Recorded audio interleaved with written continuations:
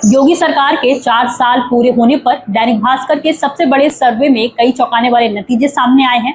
इसी सर्वे में उत्तर प्रदेश की उन 18 चर्चित विधानसभा सीटों का आकलन किया गया है जो पिछले कुछ समय से लगातार सियासी चर्चा के केंद्र में रही है। इसी क्रम में बलिया की रसड़ा विधानसभा सीट भी खास तौर पर चर्चा में है, जहां से उमाशंकर सिंह लगातार 3 बार विधायक चुने जा चुके हैं।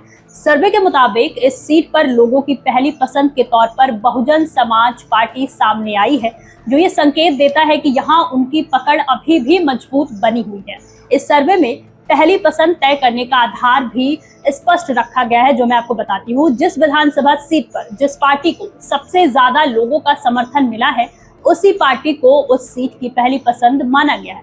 इसी फॉर्मूले के तहत रसड़ा सीट पर बसपा का आगे रहना दिखाता है कि तमाम राजनीतिक घटनाओं और बदलते माहौल के बावजूद स्थानीय स्तर पर समीकरण अभी पूरी तरह बदले नहीं है। रसड़ा सीट की खासियत ये भी रही है कि यहाँ चुनाव अक्सर पार्टी लहर पर नहीं बल्कि उम्मीदवार की व्यक्तिगत पकड़, जातीय संतुलन और स्थानीय नेटवर्क पर तय होता है।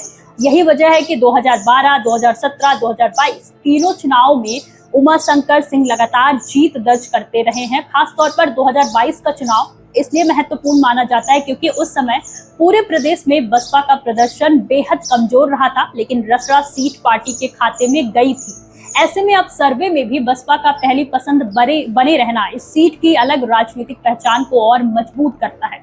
परिसीमन के बाद जब ये सीट सुरक्षित से सामान्य हुई, उसी दौर से यहाँ उमाशंकर सिंह का प्रभाव लगातार मजबूत होता गया।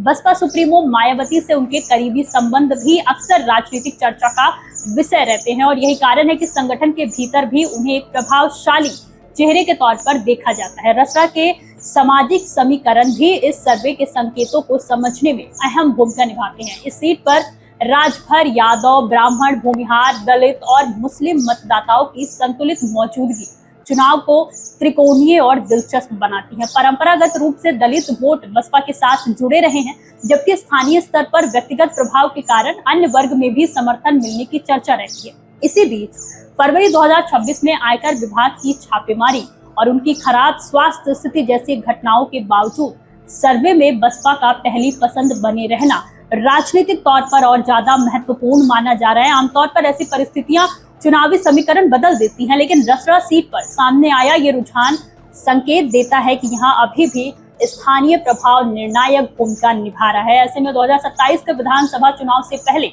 रसड़ा सीट एक बार फिर पूर्वांचल की सबसे दिलचस्प और नजर रखने वाली सीटों में शामिल होती दिखाई दी। इस पूरे सर्वे और रसड़ा के सियासी मिजाज को देखकर मुझे तो यही लगता है कि यहाँ की जनता ने एक बात साफ कर दी है कि बड़े चेहरों और बड़ी लहरों के बीच भी जमीनी जुड़ाव का कोई विकल्प नहीं होता। देखिए, जिस तरह से उमाशंकर सिंह ने विपरीत परिस्थितियों में भी, चाहे वो 2022 की बसपा की कमजोर लहर हो या फिर हालिया आयकर विभाग की छापेमारी, अपना किला बचाए रखा है उन्होंने, वो ये बताता है कि रसड़ा की राजनीति पार्टी सिंबल से कहीं ज्यादा पर्सनल कनेक्ट पर चलती है। 2027 की राह इतनी आसान भी नहीं होगी क्योंकि सत्ता पक्ष और विपक्ष दोनों ही इस बार इस मजबूत किले को सेंध लगाने की पूरी कोशिश करेंगे, लेकिन फिलहाल का रुझान तो यही कह रहा है कि रसड़ा की जनता अभी किसी बदलाव के मूड में नहीं दिख रही। अब देखना ये होगा कि क्या ये पहली पसंद वोटिंग के दिन भी इसी मजबूती के साथ ईवीएम तक पहुंचती है या नहीं।